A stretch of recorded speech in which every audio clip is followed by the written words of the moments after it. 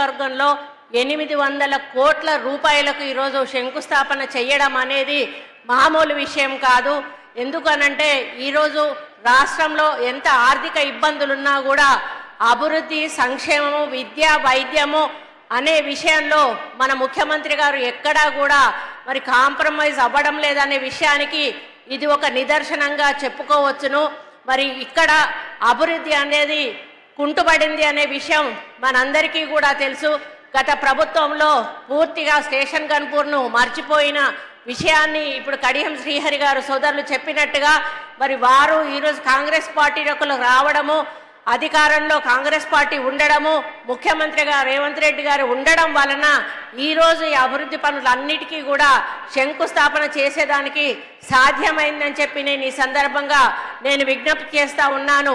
ఎంతసేపు మీటింగ్లో ఏం మాట్లాడినా కూడా ముఖ్యమంత్రి గారు మనం తెలంగాణను మంచి మార్గంలో నడిపించాలి, మరి గత ప్రభుత్వం ఏదైతే తెలంగాణను సర్వనాశనం చేసి వెళ్ళిందో మళ్ళీ మనం సెటరైట్ చేసుకొని సోనియా గాంధీ గారు ఏ ఆలోచనతోటైతే మన తెలంగాణ ఇచ్చారో ఆ ఆలోచన దిశగా తెలంగాణను, తెలంగాణ ప్రజలను, తెలంగాణ యువతను, తెలంగాణ మహిళలను కూడా నడిపించాలి అని కంకణబద్దులై ఈరోజు అదే కార్యక్రమంలో ముందడుగు వేస్తూ మన ముఖ్యమంత్రి గారు ముందుకు నడుస్తున్న విషయం మీ అందరికీ కూడా తెలుసు.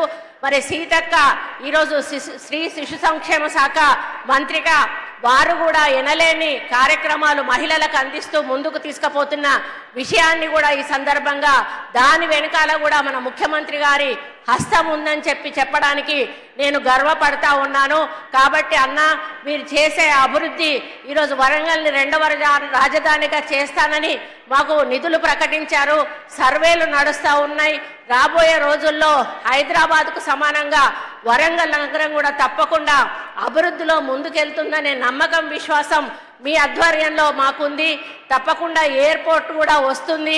మరి టెక్స్టైల్ పార్క్ ఆల్రెడీ ఉంది, ఇండస్ట్రియల్ కారిడార్ కానీ ఇంకా రకరకాల మరి మెడికల్ కానీ అన్ని రకాల హబ్స్ కూడా ఇక్కడ డెవలప్ అవుతాయి, యువతకు మంచి ఉద్యోగ అవకాశాలు వస్తాయి అనే విషయాన్ని మరి మేము పూర్తిగా నమ్ముతా ఉన్నాం. ఆ దిశగా ముందుకు మీరు తీసుకెళ్తున్నందుకు మీకు ఈ వేదిక మీద నుంచి హృదయపూర్వక ధన్యవాదాలు తెలియజేస్తూ, ఇంకొకటి నా సూచన ఏంటంటే ఇది ఒక మంచి టూరిజం ప్లేస్ అన్న. ఇది రాణి రుద్రమదేవి, సమ్మక్క సారలమ్మలు మరి ఇటువంటి మహనీయులు ఏలినటువంటి గడ్డ, కాకతీయులు ఏలినటువంటి గడ్డ. ఈ గడ్డకు ఒక చరిత్ర ఉన్నది. ఆ చరిత్ర మరి మర్చిపోకుండా ఉండాలి అంటే, ఆ చరిత్ర అలాగే ఉండాలి అంటే అభివృద్ధి పదంలో నడిపించాలన్నా తప్పకుండా మీరు దీన్ని ఒక పర్యాటక రంగంగా వరంగల్ని తీర్చిదిద్దినట్టయితే, పర్యాటకులను ఆకర్షించినట్టయితే మరి తప్పకుండా వరంగల్కి ఇంకొక వన్నె తెచ్చిన వాళ్ళు అవుతారు. మాది ఒక్కటే కోరిక. ఎందుకంటే ఏది ముట్టుకోవాలన్నా ఆర్కియాలజీ అంటారు, టూరిజం అంటారు.